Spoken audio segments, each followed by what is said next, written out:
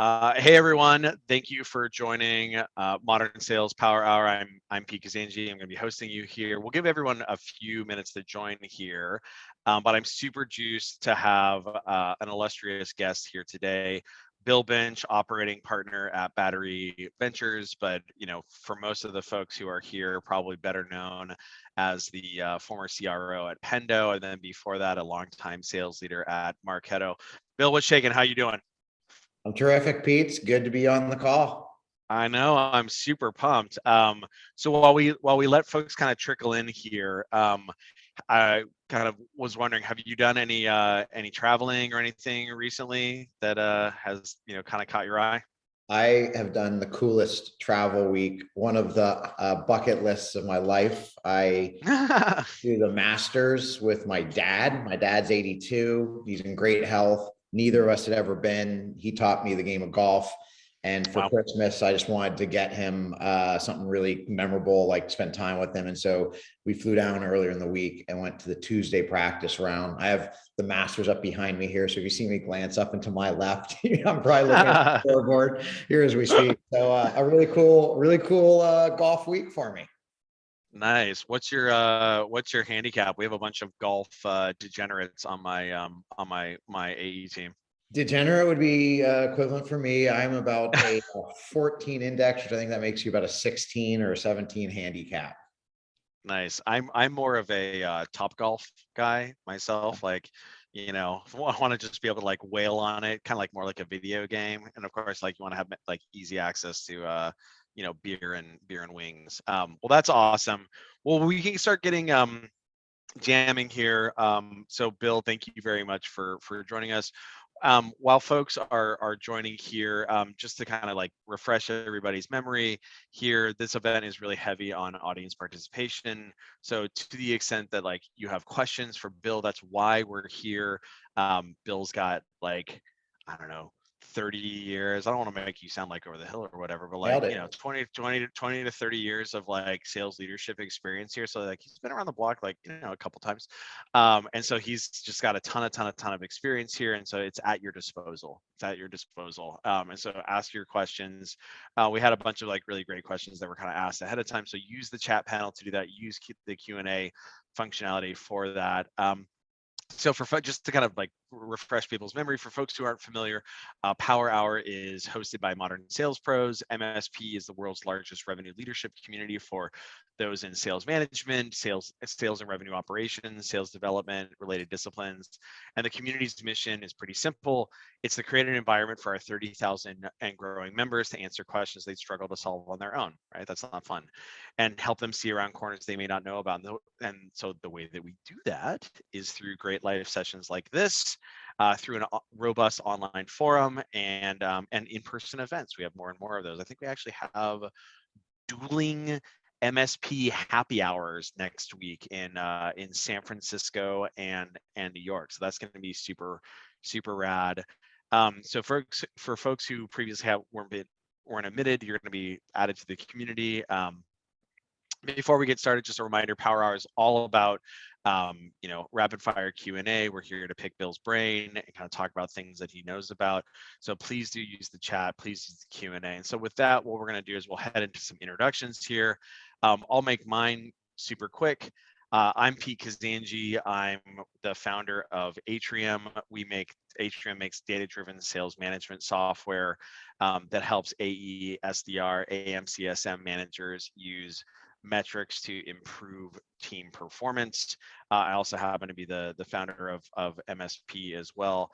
I've been around the block maybe a couple times, not as many times as Bill, but like, I'm the current CRO at Atrium. And then prior to that, started and sold my last recruiting software company, Talent Bin, where I kind of like learned sales, going from being a product and business generalist founder to our first sales rep, sales leader. We were eventually acquired by Monster Worldwide. So that's enough about me. Bill, maybe you could give people like the nickel tour of your, the last couple roles on and what you're spending your time doing now. Yeah, I mean, you said it earlier. It's 30 years this year. Wow. So I graduated college in '93, and so this is my 30th year. And I really break it into three. There's three real like parts of my career. The first 14 years or so was all in big billion-dollar companies, Oracle, PeopleSoft. Yep. I just got a ton of training on Yep. frameworks and how to think, how to sell, how to lead.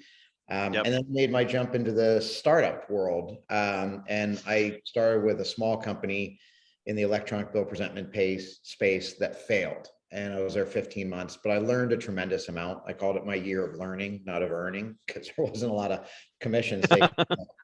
But it made me actually question whether I was a good fit for small businesses. And I Yeah. was fortunate that the next company I went to was Marketo, and it was super early, and I had near 10 years.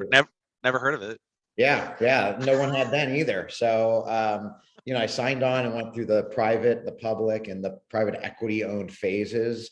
Wow. Incredible journey, incredible learning, almost 10 years.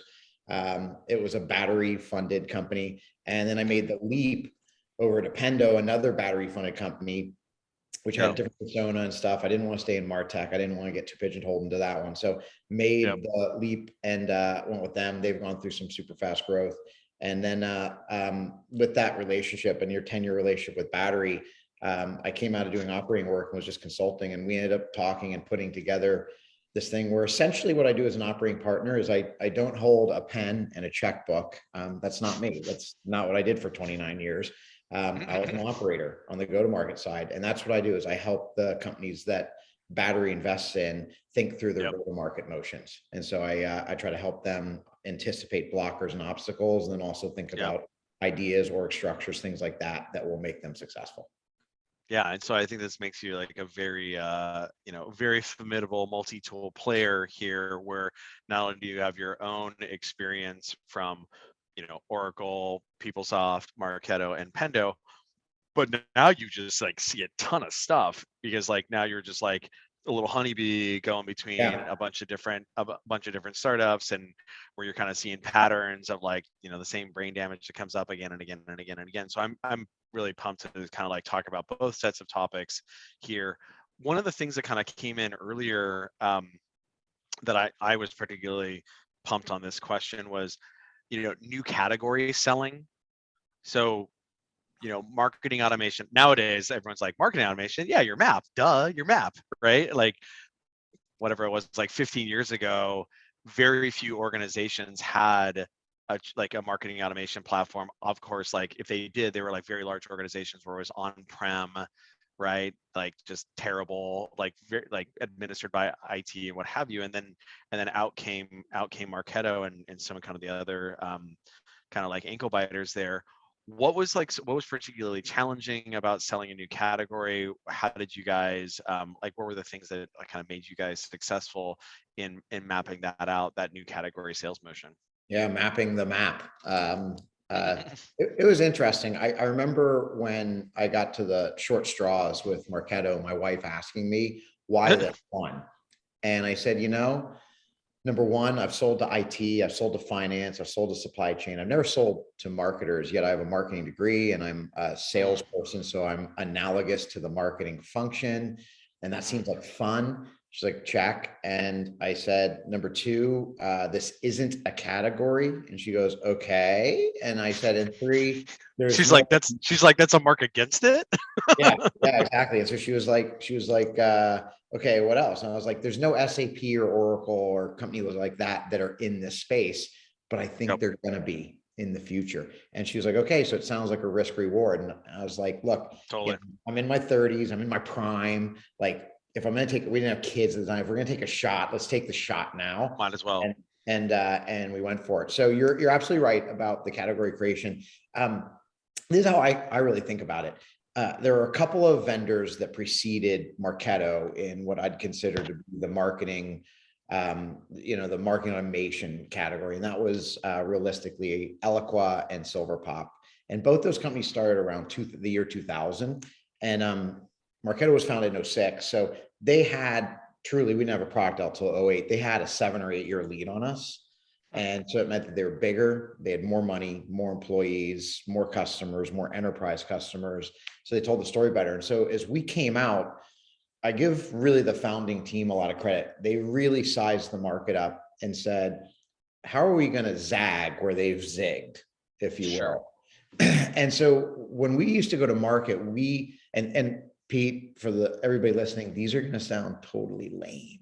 Okay. But we Hey really, man, lame prosaic like tips and strategies are like the best ones, because that's what like one innovation at a time, right? Like we'd rather have like boring things, like boring secrets, as opposed to like, yeah, you actually have to like strike lightning, right? well, it's interesting because the CEO, the founding CEO of Marketo, Phil Fernandez, he and I are speaking at the SaaStr Barcelona in June. And our topic is 3 things that worked in the 08 through 13 period that stand the test of time, and 3 things that don't work, you know? Sure. So definitely some learning. So some of those things were, these are going to sound so fundamental, but back then, these were actually edgy ideas. We said, okay, these other 2 companies were built in the 2000 period, and they were built with a mindset that you deploy them with professional services. So let's make our product almost, self-service for a user. Now, was that totally true? No, it took some back office work for Marketo to do, but the way we differentiate it, the way we demonstrate that was we said free 2-week trial. And Sure. we did they it couldn't match because that. they couldn't Yeah, do the couldn't trial. match it. So like we'd say like, well, wait, time to value. Just try it out. Yeah, try it out. So get it in there. So we did the trial was one thing that we thought, let's do something different that the other competitors aren't. Secondly, this is one of those ones that sounds lame, but it was totally novel. We posted our pricing on the website. All right. And I'm telling you, in 2008, go to like Wayback Time Machine, one of those websites that you can look at sites back in 08. No one did, because it broke the enterprise selling model. The enterprise model was like, click, get a demo, fill out a form, get qualified by a BDR, get to the sales rep, get a demo. And then it was like, hey, how much is this? Well, how much you got? And you went through this whole value process. It was redunk-a-dunk, man. It was crazy. So, how much is it? I don't know. What kind of shoes are you wearing? Exactly. So it was just like this silly, like, it was like going to a bazaar and negotiating with the vendor, So we totally tried to skip that by putting our pricing up there, which our competitors accused us of forcing a race to the bottom. The third thing we did was if you remember 2007, 2008, SaaS wasn't totally, people still asked, like, what about my data, security, all that stuff. Yeah. So we posted our uptime on our website. We had like a trust page. Like pre-handle the objection. Well, and I took it a step further, because every sales call I got into in the email world, everybody says, well, what percentage of my emails land in baskets, the deliverability rate. So we not only put our uptime, because literally, Pete, you're the buyer, you'd be like, Bill, tell me about your uptime. Because my competitors would say, well, we're 6-7 years older than them. We have more reputable IP, and so we send more and deliver more emails. And so we just put our things up there and said, like, look, take a look. And just run right at it. Right. And the fourth thing was, I'll tie it all together here after I tell you the fourth one. The fourth one was, and this kind of preceded like Lithium and Jive, like really being like you went and built a community. We built a community site. We ungated it, which was good and bad because our competitors could come in, but our users were in there posting like suggestions, voting on them. They were sharing notes about struggles with the product. And the point is when I went out, you asked about creating a category. The space had been carved out, but it hadn't been optimized yet. And so we went out there and we did those 4 points of light, I call them, where it's like, look, we can give you a trial. We post our pricing on the website. We have the community that's up there, and we post all of our deliverability rates. We're transparent. We're easy to work with. And most importantly, that correlates to time to value for you. And I think what was really important about creating that space is, I think my take on it is, our competitors were out there talking about, we help you build a landing page. We help you send emails. We help you build the nurture paths, like functional stuff. Very like professional servicey as well, right? Yeah, and just and product. And I think what we were out there presenting was, marketer is our buyer, and we make you more productive. And oh, by the way, our next tool is going to be this tool that helps prioritize which leads sales should call. So even though we sell this to you, Mr. and Mrs. Marketing person, we're selling to you and the team you serve. The downstream team of marketing is always sales. And then our third tool was this tool that showed revenue attribution and essentially where your marketing dollars were being effective. And so we could go into the CFO's office. And so we had this vision that we would go and talk to marketers and be like, we help you be more productive. End of story. They're like, I'm in.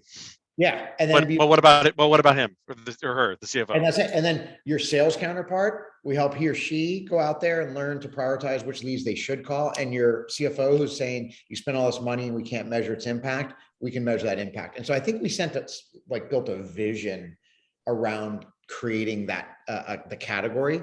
And look, I'll be the first to say a couple other companies came along at that time. And so our market timing was great by not being the early entrant in the space. And I think just John Miller, one of the co-founders, was just a content machine on best practices of marketing. I think that's like a huge thing is like when you're like carving out a new category, the problem is that most people, like, they don't necessarily know why they don't know why they lack this thing. And so what you have to do is you have to like reveal to them the lack. And of course, a very effective salesperson can do that through like very pointed discovery. The problem is it's not super scalable, right? It's like hand-to-hand combat where, and sometimes that's what happens. Like this is something that happens with us with Atrium, where a lot of, like, we call the category that we're in data-driven sales management, and of course our point of view of that is that like that sales managers should be managing by metric, and they should be managing by gut, and they shouldn't be, they should be doing higher leverage things. And of course, like the traditional mechanism by which people try to skin this cat is like with a giant wall of charts and Tableau, which of course just like makes sales managers' eyes bleed and like nobody uses it. But the problem is that like, so you can have those disco conversations, but what you really have to do is like scale it up. And so what that means is like content around why this is lacking, what the best practices are, et cetera, especially if like especially if the shape of your market is like a long tail, which ideally it is. Like with modern SaaS, like the whole point of SaaS is that you want to be able to like deliver functionality to tens and tens of thousands of customers, as opposed to like, the way that we're going to get to $100 million in ARR is $1 million, like $100 million deals, right? Like the Workdays of the world or what have you, like they're all well and good, God bless them, but like that's kind of like there's a secular shift going away there. And so what you need is scalability there, whether that's scalability of inside sellers or scalability of like content. And it sounds like you guys did that pretty substantially. Totally. I mean, the second thought I'm going to give you could be a little controversial, but I remember being at Marketo almost at my 10th year, the very end when I was leaving, and there was a sales VP who was up at some kickoff, and he made some comment like, well, this isn't selling like it was back in 08 and 09 when you guys were just picking orders off the fax machine. And I just remember thinking to myself, like, wow, like I like having worked for big companies. I appreciate that there's a skill for working in a big company and how you grow those, but this person just had no self-awareness that hey man, the company that you work for that's publicly traded, that thing, that was a no name. It was a space that was not on anybody's budget list, that type of thing. And so the controversial part of it was this. The first year of Marketo, and I give this advice to a lot of founders, especially if they have a smaller ticket price, like if they're not like like you said, a 75 or 100K land in a 6-month sales cycle. If you have something that's 10 to 30 or 40K, I give them this advice. Marketo's first year, we had a logo quota. Did we watch ARR? Of course we did, but we gave all the reps. It was logo based. It was a logo based quota. I love it. Yeah, I love it. Yes. And how did they and then did they pay attention to expansions as well? No. And that's the controversial part here is, I remember the first year I looked at the business plan, which was a spreadsheet. It was a waterfall, and it said this many units times this assumed average sale price per month. And that's what our business plan was. And I said, look, we're a venture funded, money losing startup, and that is the expectation of what we are. So let's not get too wrapped around the axle on what this ASP Yep. is. Let's go find what the true ASP is. Not something we put into a spreadsheet 4 months ago. Let's Sure. go figure it out. Well, how do you do that? You go motivate the reps just to get the deal done. Now, here's the part Yep. that's a little controversial. You just asked about expansions, but the first part you need to think about is, okay, doesn't that motivate a rep to maybe take a bad deal, like sell outside Yeah, exactly. your persona, No, outside your use yeah, case? you need some sort of success metric, right? It is, and Yep. it does push that agenda. So is that always right? No, but you learn a lot. And honestly, when you're a $0 to $1 million company, just getting, like, I always have this concept of the supply chain. So marketing, product created the product. They gave it to marketing, who packages it up, does a little bit of marketing, gets Yep. leads, sales gets confidence by closing deals. You hand it to CS gains confidence by implementing customers. And then Seeing success. yeah, and that whole cycle goes back up to R&D and dev and product of, hey, this is the pieces that our customers are using. Here's what they're not, and gets them Yep. thinking about, like, what should we develop the product, go right back to marketing, right down to sales, and just keeps that circle. Yeah. Yep. And so from that perspective, we did that the first year. And I truly remember the CEO coming to me one time. We were about 11 months into that plan. And he goes, hey, how much did we close this month? And I said, like 27 10 logos. deals. Yeah, exactly. And he goes, that wasn't the answer I was looking for, Bill. And I was like, oh, hold on, let me go look for it. And like, it was kind of like behind some other dashboard, but like, I truly just watched and set the quota against deals. I think that's important, because especially when you're like doing a new category, because like it is a flywheel situation where like you want like anybody who like gets it, right? And like I'll use Atrium as an example here. Is 2 years ago, 3 years ago, when we started selling Atrium, the notion of like data-driven sales management a little bit more, I don't want to say controversial, but it was kind of like, at any given point in time, some people live in the future, right? Like the future is here, it's just not widely distributed. And so you got to find those early people who are like, oh yeah, like I've been data driven for a long time and I hate like, dashboards or whatever. Or like, oh yeah, I was a mechanical engineer by background and like I run my sales organization like a factory and so on and so forth. And then what ends up happening is like you find your people, right? And then you get them stupidly successful, right? And like, and like, what are the unit economics on it? Don't care, Don't right? care. Don't care, right? Like you get them in the door, you like, smother them with CS, make them famous, make them like a hero internally, Yes. make them look a hero externally as well. Then, and I think that's one of the things that's that you kind of keyed on there is a really important thing. There's as much external marketing as there is internal marketing, where what you're doing is you're pushing that information into the organization. You're like, see sales reps, see, this is sellable. This is sellable. See customer success. This isn't bullshit, right? Like, look at these people who are very successful. Look at these NPS scores. Look at these utilization metrics. Look, and then, of course, like you do that externally as well. Look, going back to category creation, part of it too was hiring. And I remember, God bless him, Ryan Roskovensky, if you know him, he runs RJR recruiting in the Bay Area. I called him and I said, I need to get some ringers in here. I need to get some, and he was honest with me. He said, Bill, A, you're an unproven leader in a small business. B, Marketo's an unknown. No one's ever made money there. I can send you an A player, but they're not going to go. And I was like, shit, what do I need to do? So exactly what you said, we started manufacturing success. We started manufacturing it where it's like, I remember I had a sales rep named Scott, and I think he was on this 2008. I think he was on 125K OTE. So like a 62.5, 62.5. And I remember we created this logo based quota, and it was 3 for the month. And it was one of those deals where it's like, if you closed 1 deal, you kind of got 1/3 of your payout. If you closed 2 deals, you got slightly more, like 75% of your payout. If you got 3, you got the 100%, which was weird because it didn't foot. But if you closed 4, it was 150% payout.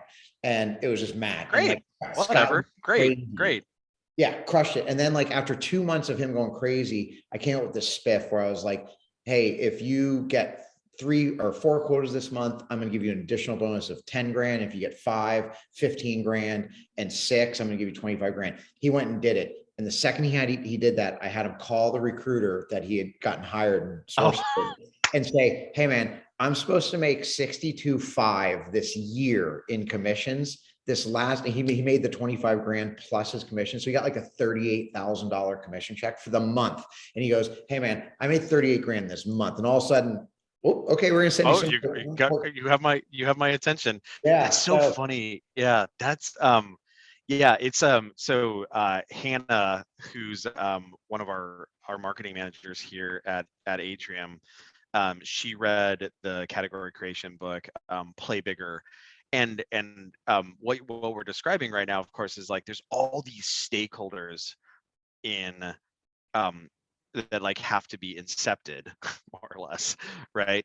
um Around this, and it's not just like your buyer, it's also your like existing employees, and it's also your recruits, and it's also those external vendors as well, right? Like everybody's perception has, and this is why like category creation is such like a massive lift, is because like essentially you're changing the brains of like all of these people. And so you just have to be thinking about it. It's like I guess it's almost like you're always selling to every single one of these stakeholders. Yep. Yep. I mean, look, a lot of people ask me, like, what do you think it takes to make a successful company? And I always say, to me, it's four things. You clearly need a great product, and you need product timing. I mean, Steve Jobs, after he got fired from Apple, went and created Next Labs, and the product totally missed. I mean, he was probably one of our greatest creators of innovation ever to have lived in the modern world. And he missed with that product. And it was market timing. So the product, Apple ended up buying that company. Yeah, next to turn into Mac OS, right? Turn into Mac OS, exactly. So I think it takes a great product and it takes market timing. Those two have to match up. Those I had very little to do with it, Marketo. Yeah. The things that I had to do with were people and execution. And that's Right. where I think a lot of people will say, like, they'll attribute a lot of success to me. And I think they forget that, look, maybe in the early stages of Marketo, I did a lot more elbow grease and heavy lifting. But if you really ask me what the secret sauce was to Marketo's success, is we hired really well. I hired really well. The people that I brought in were magical. There's people I'd carve up on the Mount Rushmore of sales wall, that are inside that org. And like, that's what people always say, like, what do you think your greatest skill is? Like, look, I think I'm a good sales leader. I think I've got some skills in that area, but what I hope I'm really remembered for in a business context is hiring and developing great folks and watching them go on to great jobs after. I think the second thing is also really underrated. Because I had oh my God. I had like 5 one-on-ones yesterday.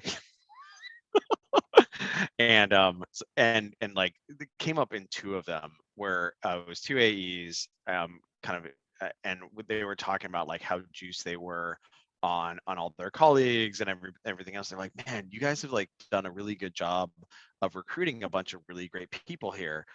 And then I kind of like reflected on it, and I was like, I don't disagree with that, because we have a pretty rigorous hiring process. We're big into job simulation, a lot of like, we have like written intakes, written exercises. We have our account executives do like, mock disco, mock demo conversations, etc. I mean, obviously there's like, hey, show me your historical metrics and things like that. But we do a lot of authentication, because I want to see that people can like walk the walk versus just talk the talk. Called the NFL Combine. Show me how many, show me how many bench press reps you can do. Don't tell me. But then the other thing too is that the development thing, and I think there is a substantial human capital flywheel where once you get people on that team, like, you have your like high flyers who are going to flourish in any any environment. And then you have like your detractors who like ideally like they get on the bus. And then you have folks who like they can kind of maybe go either way, right? They could get like dragged down in the mud by goofballs, or they can be really inspired by like those locker room leaders and what have you. And so to the extent that you can like push the most of the organization that way, then what ends up happening is you like bring in, it's like this wonderful alchemy where you bring in bronze, and then it turns into silver, and then it turns into gold. And I think that that's something that can be really, really, really powerful. And I would love for you to maybe like expand on that as relates to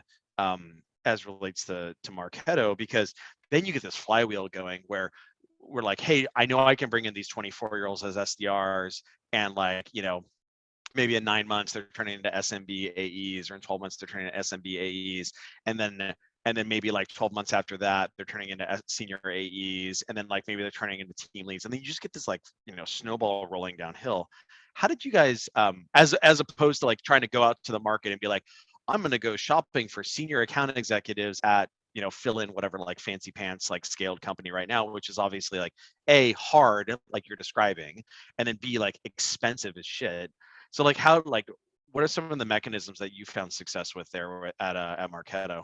Yeah, good setup to it too. God, there's so much I can go into, but like, here's something that if you have people, sales leaders right now listening, it's a tough, obviously hiring and employment market right now. So competitive, so Right. expensive. You know, employees are asking for a lot. Every company is giving a lot, but I analogize it that it was fairly competitive at a similar level back in the 08, Yeah. 9, 10, 11 period when we were building that up. And I did a couple things. This is one technique. I call this rig the recruiters. I used to go to the recruiters and I'd put them on a comp plan. I'd say, listen, you're asking me to sign like an exclusive agreement. Probably not gonna be exclusive, but I'll give you something that's better than anybody else's. And they'd be like, what's that? And I'd be like, your standard rate's 20%, right? And they'd be like, yeah. I'd be like, okay, if you source and I hire in the next 90 days, one candidate, I'll give you 21%. If it's two candidates, 23%. If it's four or it's three candidates or more, 25% for each of those rates. And they'd be like, and guess what I just did there, Pete? Okay, I've got a couple companies. You jump to the front of the line. Jump to the front of the line. And it was such an easy technique. And like, that's such low dollar money. I mean, if you're talking like today, if you said your average SaaS sales rep makes 220, and you said, you got to pay like 20% of that of their base, right? Which is typically what it's made off of. So that's like $22,000. And you say, I'm going to pay 25% of their base. So now I'm going to pay like $26,000, $5,000 extra to jump to the front of the line to get more flow. A genius move. So that's was getting them there. Once they were there, Phil Fernandez, again, Marketo's founding CEO, he and I used to talk about this. We actually could have fueled the business faster in the first 2 years. But what we did was we elected to have the winning locker room and have like 100% people at quota. And so we hired people that were good. And like, this is one of those things, it goes back to that SaaStr Barcelona topic of 3 things that don't work today.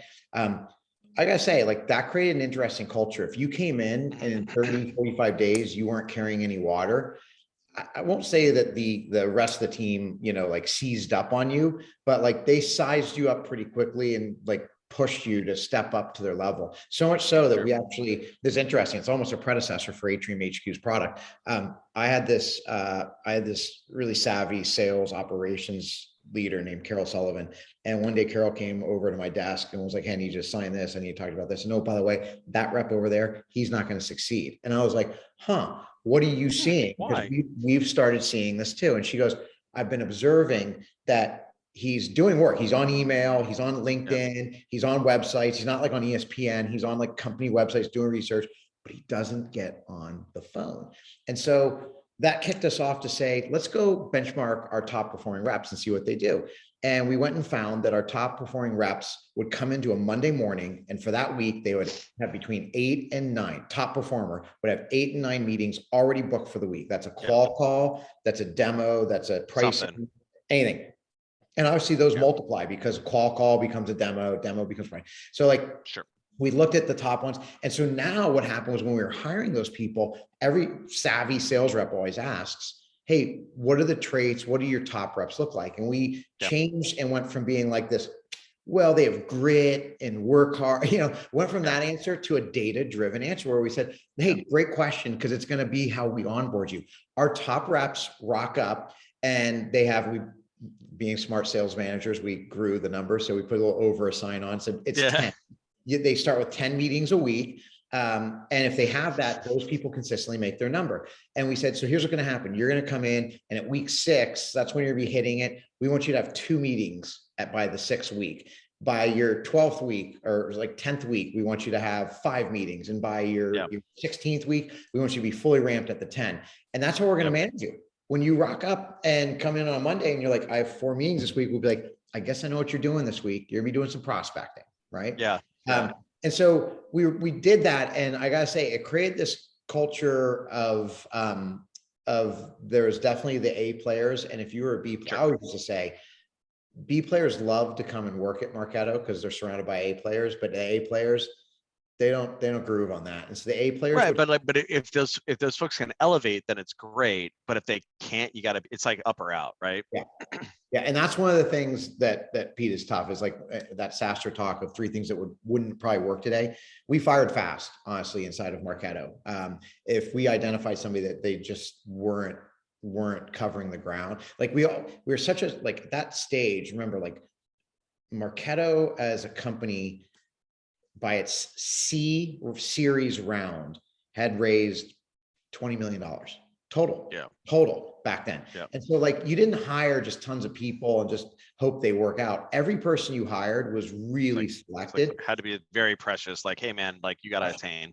Precious. And if they didn't carry their water 30, 45 days, man, we were like already having the conversations with them. And so there's a bit, Marketo was a little bit of a rough culture on that, especially in the sales side. So I would push back on like that can't happen nowadays because like, look, I just, Hannah and I just spent like an hour yesterday working on a new deck for data-driven rep, like ramp instrumentation, because this is very important. Like it's the most critical time in sales management is like when those reps are coming on and how they're onboarding and what have you. And like and really it's the time that you need to be really bird dogging those leading indicators. Now, you don't just like look at the leading indicators and say like, hey, you're not making it, get the hell out of here. It should be coaching and kind of like modifying the behavior. And that's the whole point of data-driven sales management is like, we don't like look at metrics and like use data just for like, just for laughs. It's about taking that and then using it to change rep behavior to improve performance and what have you. And so like, I love what you guys talked about right there around like, hey, look, like we had this thing where like a good benchmark of how many meetings somebody's got at the beginning of the week. And like, that's a good kind of like, I don't want to call it like simplistic, but it's a good kind of like bellwether. But then what you want to be paying attention to, and we actually pay attention to this too, it's like we have a concept of, and this is actually something that gets deployed to our customers, of forward meeting saturation. Whereas what you want to look at is every single rep, like their calendar should be booked out somewhat, like this week, next week, the week after that. And at any given point, so like I'll use my team as an example. We want to have between like 20 to 40 meetings booked out in the forward 30 days. If you have more than that, it's actually really problematic because then you don't have any calendar space for new meetings to show up or your second meetings. If you have less than that, you're maybe underutilized. So like that's all well and good.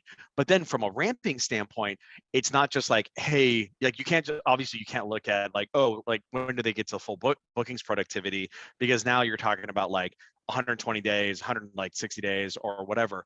So then like, so you do want to pay attention to that ultimately. Even like looking at first deal or like first couple deals, like that's fine, but like you can get head faked a couple ways. Like, oh, cool, this person had a bluebird or two. Okay, they're fine, right? And so that's why it's important to look at like, cool, opportunity inflow, total pipe build, and then also importantly, key stage hits. Like, okay, this is like by this point in time, they've hit this many stage 2s. By this point in time, they've hit this many stage 4s. And so if you get that whole contour of what like a fingerprint of success looks like for a successful ramping rep, really quickly you can hone in on like where the problem is, like where the hitch in their swing is. Oh man, you have a bunch of first meetings, you're getting to stage 2s, nothing's getting to stage 4. Look, you said it right in my mind. It was simplistic, but it was at least the start of something that was for sure the opposite of like our reps work hard. Probably like you, Pete, like I'm just a big believer, like we all have our backward looking metrics of how much pipe did we create, what stages, what's our conversion rate last quarter, all that type of stuff. But what, like, especially in the remote world, in the remote work world that we have today, it's just tough being a sales manager or sales VP out there because it's like I have all these people all over the place. A lot of people don't have, like, especially if you're like 0 to 1 or 1 to 10, they don't have a lot of tooling. They don't have a lot of stuff. Yep. So they're going to need to find some simplistic, forward-looking things Yeah. that they pay attention to. Yeah, and the historical version of that was like, is it loud on the sales floor, right? Which in a Yeah. remote environment obviously doesn't work at all. And I mean, this is, to go back to like the new category thing, this is the whole reason why like SaaS software is very powerful, because you take a thing that historically was only available to like much larger organizations. When we did our early research around Atrium in like 2016, we did like 150 customer interviews with all these sales. That's actually how I met Jeff Serlin, from Marketo. I met a bunch of other folks. I'm like, hey, how do you guys do data-driven sales management? Now, I didn't use that phrase. So like, how do you guys use data in order to like, ensure success? They're like, oh, we did a bunch of push-ups around like Excel documents being forwarded around, or like Tableau or Looker or whatever. And then of course, the thing is like, if you're Marketo, you can have that. If you're, some organization that doesn't have any sales operations, or doesn't have, or like has a single sales operations person, having that metrics harness and then making sure that it's being bird dogged is obviously, but that's where like SaaS is very powerful, where it's like, oh, here it is. It like takes 90 seconds to set up off the shelf. And by the way, it monitors it for you. I think the other thing too is that like, again, like no shade on the fact that you guys were using like a rule of thumb, because 10 years ago or like 15 years ago, this was like a fairly new thing. It's just, I mean, one of my favorite movies and books on like new technology adoption is Moneyball. Yeah. Right. Fantastic. Right. Because like and again, it's like the new category creation situation. It's like, you've got a bunch of people who are like, they're actually like resistant to this concept. Like, what are you talking about? I've been doing this for like 30 years this way. It's like the scouts with like the big bellies up at the, up at the table or whatever, and like Jonah Hill sitting there, and like, and Brad Pitt, and they're like, what are you talking about, man? Like, on base percentage, get out of here. And then of course, like 10 years later, 15 years later, people are like, oh, well, what's his on base percentage, right? What's his ops plus or whatever? And so like the people who were like very resistant to that back in the day, now they're like, now they're all about it, or like, of course, like they've been exited from the business. Yeah. Right. Yeah. Changing gears a little bit, kind of off of the data-driven sales management topic and kind of things like that. You had a really interesting thing, and I think where you went over to APAC for Marketo, right? And I think one of our board members is a gentleman named Brett Queener, who is a delightful personal trainer, makes you do your push-ups. And already he's like, so Pete, when are we getting someone in Australia, New Zealand? When are we getting someone in EMEA? And I'm like, Jesus Christ, Brett. But it's a fair point. And I think there's a lot of people who are like, hey man, we're like taking care of business here in the United States. How should we think about like when we stand up our first folks overseas, and how that goes? Like, so like, what was your experience? How did you do that? Yeah, this is a great story. So before we went to Australia, we went to Europe. But Sure. I remember Thanksgiving 2009. We had talked about maybe we should expand to Europe. So I booked a trip because it's a great time to be in Europe because they don't have Thanksgiving, obviously. And so I went with my wife, and I went and I met with customers, and like we weren't targeting selling to anybody in Europe, but like opportunistically some had bought. So I went and met with those customers. I went and met with potential partners if we want to go that route. I met with some MD candidates of people I'd sourced that I went and talked to. I came back really excited, met with my CEO. I was like, look, here are the trip notes. This is the business case. This is what I think we start with. Here's the plan. And he was like, while you were gone for the week, I really had a lot of time to reflect. And I asked myself, do we own any market in the US, Bill? Is there an industry? Is there a segment? Is there like small business or mid-market or something like that? Do we own any market? And I said, no. And he goes, so I kind of think going to Europe is the tail wagging the dog right now. He goes, I want to do it, but I don't want to lose focus on what our mission is. And we actually shut down that search for 2 years, and we went in 2011. And when we went then, at that point, we were a late entrant into the market, and our competitors were all ahead of us. But I'll tell you this, Marketo owned the small and the mid-market segment in the US at that point. And like, that was the dog, in that analogy. And so we did it at that point. And what led us to do it there was a couple signals. Number one is it goes from opportunistic selling to where like you're starting to like dedicate one of your reps in Boston to covering EMEA. Oh, I know. Is one of those things, because at least it's only, so that's like a signal of like, okay, come on now. Yeah. So we sized up, decided Europe was the logical place. We decided to go with a direct on the boots ground approach. So we set up an operation in Ireland. We chose Ireland as our location. Yep. At the time, they just gone through like the whole '08 crash. So real estate people were abundant and cheap. They wanted Very cost effective.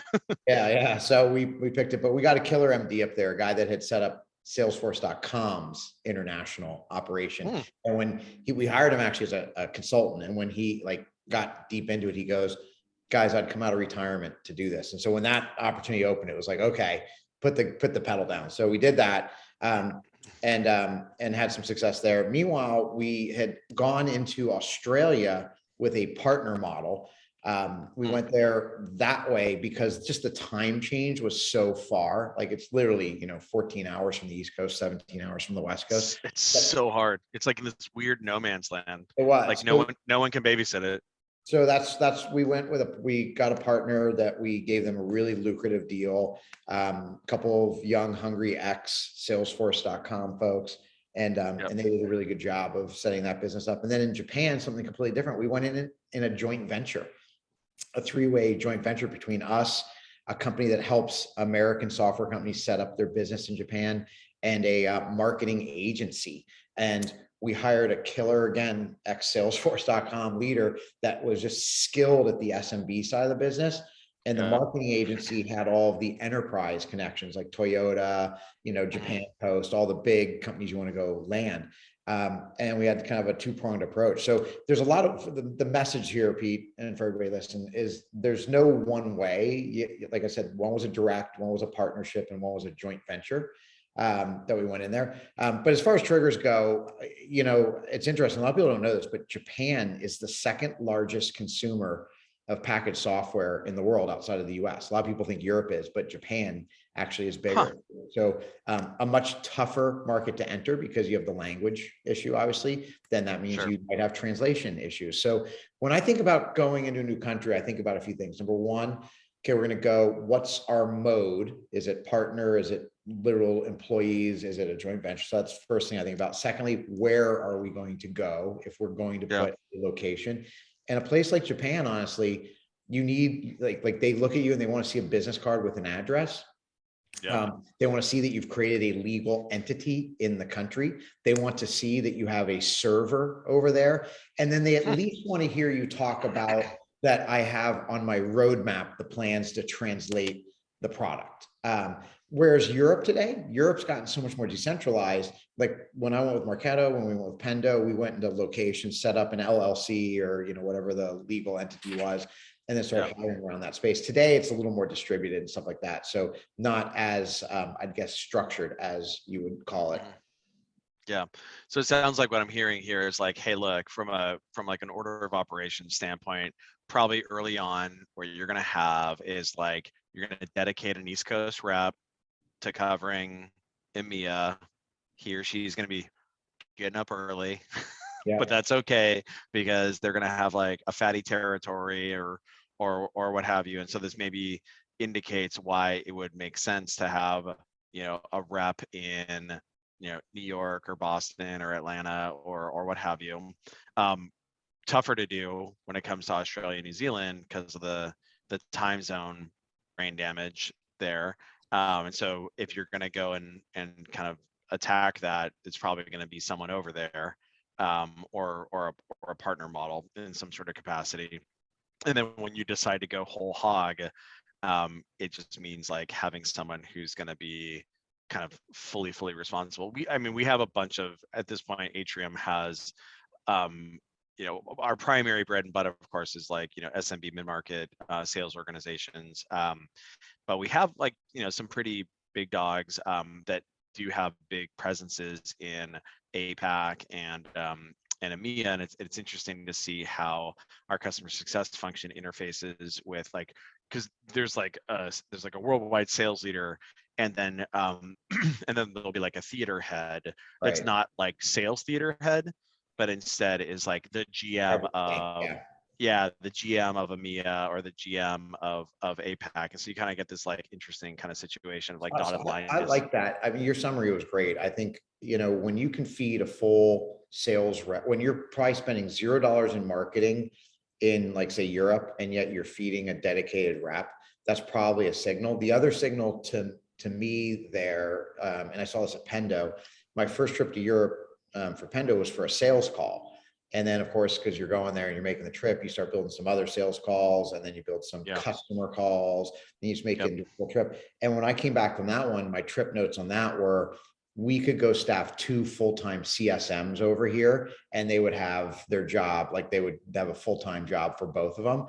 And so then you think, okay, if we're gonna do CSMs, then what else could we do here? Well, maybe we want to think about putting in like a tech support person, which gets us time zone coverage. So it's kind of in that post-sale side. Okay, got it. That's feeling good. What do we think about the opportunity? Well, we're feeding a rep here in Boston or New York. They're making their number just covering here where we're spending $0 in marketing. So maybe we think about marketing and sales expense and maybe an SDR in there. Now all of a sudden you have a team. And then to your point about the sure, GM, I'm a big proponent of that idea. I think whether you ship someone over from America to be your GM, which has pros and cons, or yep, I think it's more con, by the way. I think hiring someone local as the GM, but maybe sending some talent over, the yeah, CSM, the first BDR, the first sales rep, makes a heck of a lot of sense. yep, But that I think that GM, I think in their first year, and this always pisses off the organization, I think in the first year that someone has a GM role, you say, listen, mhm, you're going to have hire and fire over every function. And like the marketing head in America is going to be like, no, like I want to be. And it's like, look, a lot, especially if you're a smaller company, you probably have never run international marketing. So for you to be over there planning like SEO spend, not a great move. So I think for the first year, you have to set up that the GM has full autonomy to run the business. And then after the first year, you change the org structure back to where the marketer reports direct line back to marketing. But the fact is, sure, at that point, if they've been there for a year working with that person, like a reporting line doesn't matter, like straight line or sure. diagonal line, it just doesn't matter. And so at that point, you've set up a good structure. So there's a couple ideas in there. Mhm. You had mentioned Pendo, and I think you had been selling to marketing leadership, or like and kind of running that for a good 10 years. And then like Pendo was entirely different, like again, a new category of software, right? Like, product centric, product development platform or product led platform. And also just like a new category of buyer. A B, also like a new category of buyer that had historically like not bought many things as well, which is super weird. Because like marketers, it's not really the case there. Like maybe less of like a technical buyer, but like obviously like spends money on a bunch of stuff. Right. And yeah, I wonder like what were kind of the biggest like learnings from changing gears there. Like if we have people who are changing gears and like thinking about going to like tackle a new buyer persona, a new market or what have you, what were kind of the things that tripped you up, or the things that were like successful? Yeah. I mean, just how I made that kind of call was, and they had to call me too, but I'd always talk with the leadership team at Marketo that, look, fundamentally what marketing automation does is it tracks buying behavior on a web and personalizes the experience to what their interactions are. And as I thought, I always felt, and I took this from a marketing perspective, Pete, that where we would take that product is not just track on the website, but go inside the app, track their behavior in there, and then Yep. personalize the message. And if you really look at what like the user analytics space that Pendo sits in, that's what they do, is they track user behavior inside the app and then create the Yep. experience with pop-up guides, tool tips, things like that to help Yep. make the experience positive. The difference is I had taken it from a marketing perspective that we're going to track that behavior for the marketer to essentially create like the PQL kind of idea. Yep. And I took it from marketing. And when I departed Marketo, I spoke with Battery and they said, we have this company called Pendo. It's doing something similar to what you used to talk about in some of the board meetings. I was like, wow, this is really exciting. And it's a different buyer. And meanwhile, have you ever seen that marketing Loomascape thing Oh my that God. Scott Brinker creates? So I remember the 2008 one. There was like 50 companies on it. And by the time it was 2017 and I was leaving Marketo, it was like 5 or 6 or 7,000. I was like, Yeah. you know, There's a couple. my chances of picking another software company in the marketing space and like making this thing successful, I don't know if I'm that good. So I just made the leap. I said, okay, you know, and like what you just said was a great setup for it. I thought about going back to what my wife said when I was joining Marketo. She's like, why in this space? And I was like, no one's in this space. And I looked at product marketing and user analytics, and I said, I'm sorry, the selling to the product space and user analytics there. And I said, you know, this is an underserved buyer. Like you said, it just never had been optimized, and it's going to get optimized. So I went in. I went in. Yeah, So and I think that just kind of goes back to like, yeah, I guess it's a two-edged sword, right? Like, we spent the first half of this discussion kind of like, you know, collectively complaining about the about the challenges and the push-ups associated with new category creation. But like, guess what? Right? Those are the folks where that Lumascape doesn't look like nonsense like right. that. Usually, I guess that's not 100% necessarily true, because like you could have a new category of software in like a, you know, an existing crowded market, but like usually like eventually kind of the juice gets squeezed out of the orange, right? And so the benefit of that is that now, like, you don't have a lot of like people kind of like jumping at attention, right? Like, you know, kind of trying to steal the attention. The downside of that, so that's the upside. The downside of it is that, like, you know, budgets don't exist. So you have Yeah. to like will the budgets into existence. You have to, yeah, and all the category creation stuff Look, we and, talk and about admittedly, previously. like I said earlier, I think, you know, like my superpower was picking really good people.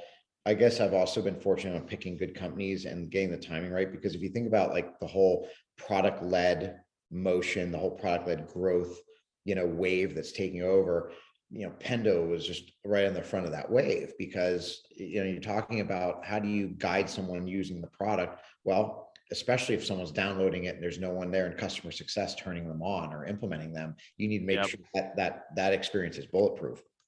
And so, I mean, I'd like to say I was so smart and savvy and forward looking, Pete, that I saw what was happening there with PLG, but I got fortunate on that Pendo just happened to be on the crest of the wave. I really enjoyed what the product did.